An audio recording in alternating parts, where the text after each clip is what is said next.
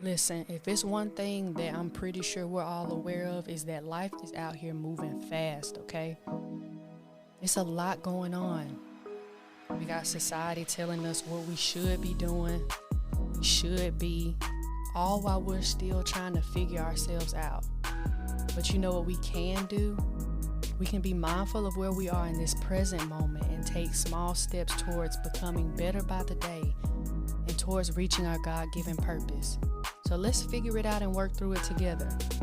Welcome to Mindful Moments, y'all. A space where we talk it out, laugh it out, cry it out, hash it out. Listen, just get it all out, okay?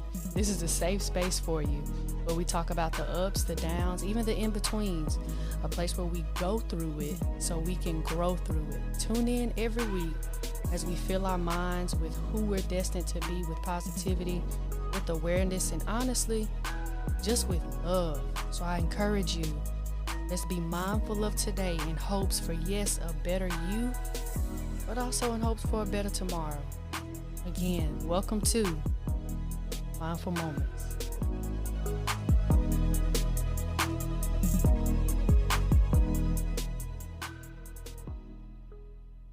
You know, Devin told me I don't know what he's got up his sleeve, but we about to see. So I'm going to give you something that happened. I'm gonna just say it, and I want you to go with what's the first thing in my heart. Okay. My prayers changed from being specific to saying, God, let your will be done, and help me to understand it. Same boat. You put a camera in my room? Literally the same boat. But what question are you asking me within that? How do we handle it? So I'll give you the reason why it changed. Okay. When I was 15, my nephew died. Mm-hmm. And I was praying really, really hard that he wouldn't die, because he's a baby. Got you. And so to keep myself from being devastated because he didn't hear my prayer, I changed the prayer from being very specific to let his will be done in the situation and help me to understand it.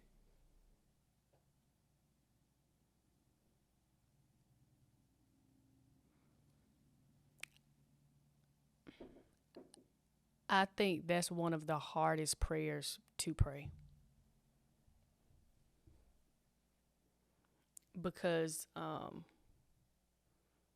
lot of things, yes, are incorporated in prayer, but one of the main things would be for us to be heard by God, our requests to be, made known to him. And I'm going to be honest with you, to communicate what I want.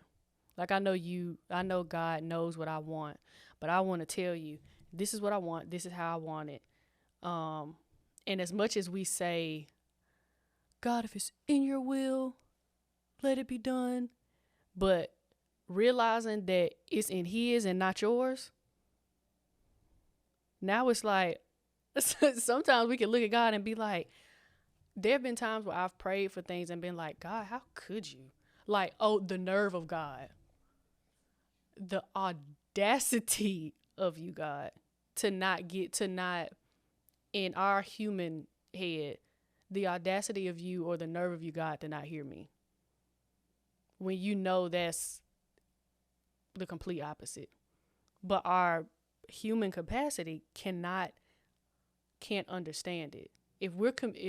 If in church and all we're communicated of the plethora of things that God wants what's best for you, all things work together, all of these great things about answered prayers and miracles, and then we go and pray for a miracle to happen, and then it doesn't happen, and it's like, God, why you do me like that?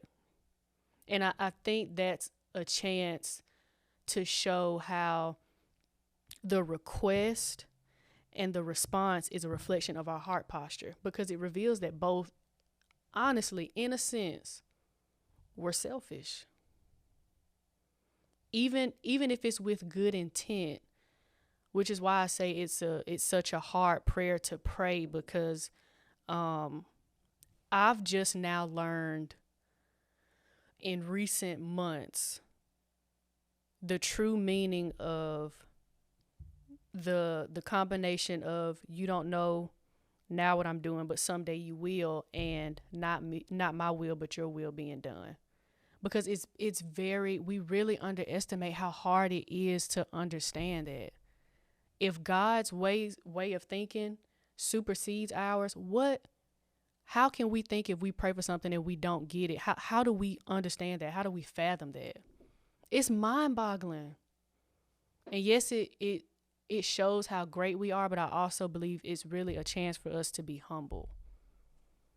And to evaluate, while I do believe it's important to articulate your request to God, we also need to be aware of if we're having a selfish heart posture. And when we're asking for understanding, hear me out if we're ready for it. Because there have been a lot of times where I have prayed just for, God, help me to see it the way you see it. And he'll mess around and show me. And I'm like, you know how you try to fit stuff in how you want it. And God saying 2 + 2 = 4, but you see that 5 and you trying to work that extra one in. Like, are you really ready to understand it how he's meant for you to understand it? Yeah. That's been a hard prayer for me, because when you have to submit and say, yes, I want these things. Yes, I want this to happen. And I want it to be this way. Even with you, in the case of your nephew, like, I want him to still be here. And then God says, like, a hard no, like a gut-wrenching no. And you asking me to understand that? Now I got to humble myself. Yeah. So I think it's a moment for us to check our heart posture, and to not just ask for the understanding, but to first ask for the capability and the wherewithal to understand what having a supernatural understanding for the sake of our prayers means for our relationship with God.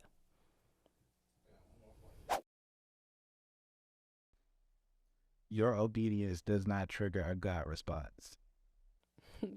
Fact. Your obedience does not trigger a God response, even a godly response. Because now I'm pissed. See, y'all don't want to be honest. I'm gonna be honest. God be telling me to do some stuff, and I be like, I want to be like, no.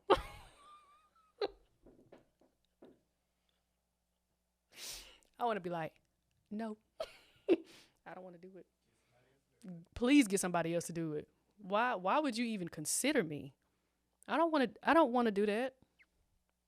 I do not want to do that. But we try to make it seem like obedience is. I do not want to do that. The thing is, we think obedience is tied to a gift.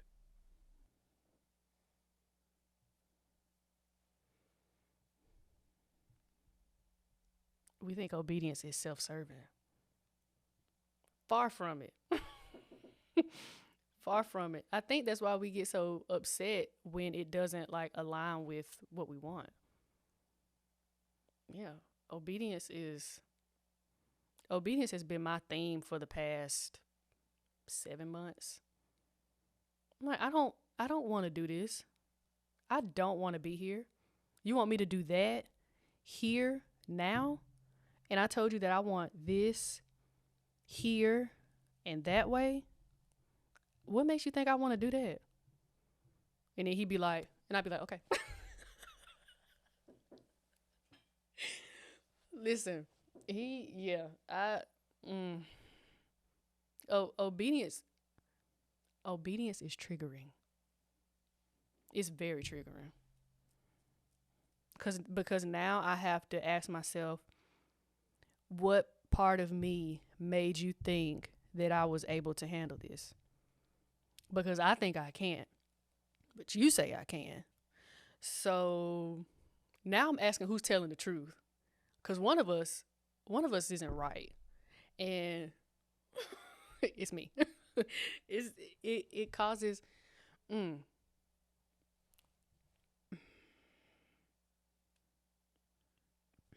how do I want to say it? Give me a second. My words are catching up with my brain. Um,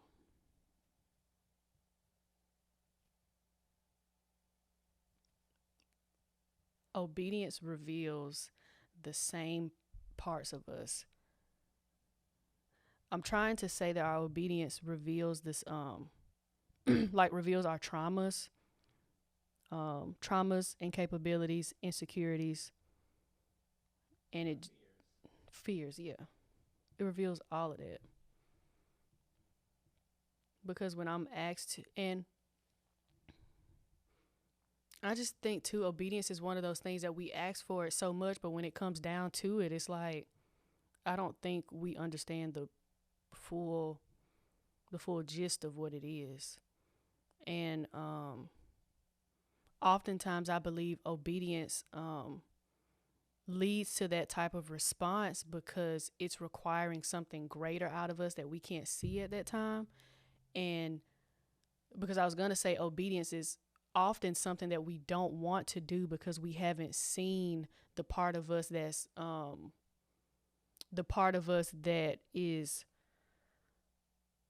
been molded to what the obedience is for.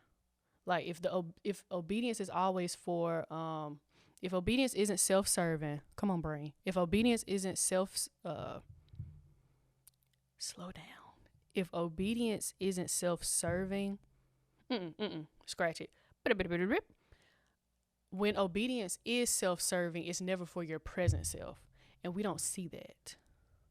Because it's like, how do you want me to do this? Why do you want me to do this now? Because it's always in reference to listening to God, submitting to Him, but also Him knowing what's best for us and understanding that this obedience is not for this present moment. This obedience is for where I'm trying to take you, because you're going to have to be obedient then. And so how are you going to handle it? I'm trying to teach you how to do it when you don't want to do it. Because if you don't want to do it now, for where I'm about to take you, you definitely not going to want to do it. So I need you to see that I need you to push through right here, because trust me, you may not want to do it then. But you have this season of obedience as a reference to the future one. Because don't think just because you listening to God now, He going to stop asking you to be obedient. To whom much is given, much is required. Yeah, I frequently make the stank face at God. Ooh, my mascara. That was great. Because I feel like obedience is one of the things that we put a glaze on. I say that because I'm donuts. But we often just cover it up and make it seem like it's just a beautiful experience. For me, it's the result of it has been a great experience. But in the midst of being asked to do it by God, I don't, no. You see my eyebrow? No, I don't want to do that. I don't want to do that. And it's hard because I can be stubborn. Ooh, and don't be impatient and have to be obedient. Cut the camera off. Don't be patient and don't be impatient and have to be obedient. Call that PO. Call that PO. Oof. How do you push forward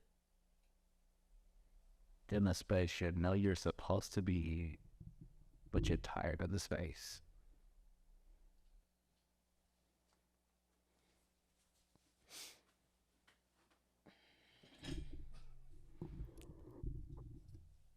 How do you push forward in a space that you know you're supposed to be in, but you're tired of said space?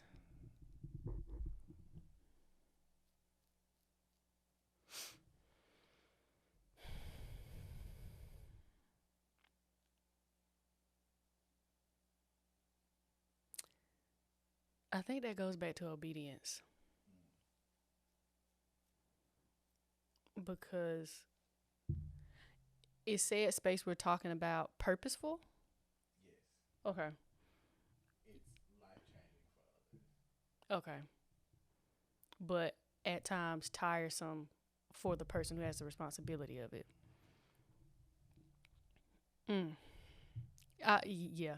I really think it comes down to obedience because me being obedient doesn't always mean I want to do it or endure it. Because me being obedient isn't me happy to go jolly into my purpose every day.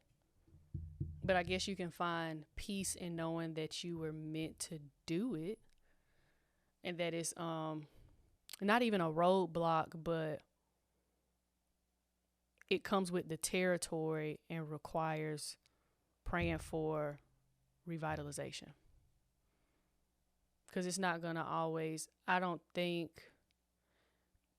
sometimes we can, I don't want to say taint the ins and out of what purpose is, but sometimes we make it seem like when we're operating in God's purpose that it's all roses and rainbows. Because every day isn't gonna be easy, and every day, sometimes, or I'll say this too: when you know you have a purpose, all God-given purposes generally do this. But when you're cognizant of the fact that your purpose in particular is heightened around servanthood, it also comes with the potential to often be, not often, at times to be drained and to become tired of it because you're pouring so much of yourself out into it, and it's not always I guess reciprocated just because of the nature of what it is you're doing. And I think when we understand that purpose, I'll say it, purpose, operating in your purpose can be tiresome at times, but I think that tiresome is an indication of what to pray for, and also an indication that a shift within the purpose needs to be prayed for, or just a new way of doing it should be prayed for, and being obedient to the purpose God is giving you. Because it can be tiring, and especially when you know it is a responsibility that's been given to you. That's a great question. And I say that I'm thinking about it from a creative standpoint, because you have to constantly be creative, constantly find new ways to do this and to keep up with how things are being done. And it's so much at once to where it's like, I just need everything to pause for a little minute so I can catch up. And then for me, it's like, can I really do this? So that, and then just the constant keeping up, not necessarily with what everybody is doing, but just being in an industry that changes so fast every day can be tiresome. But yeah, I think obedience comes with that, and just being prayerful. And it also shows that just the deeper dependence that you need to have in God too, with what he's giving you, because he's the only one who knows the intricate parts of how it needs to be done in each season of you operating in your purpose. So all of that culminated into one.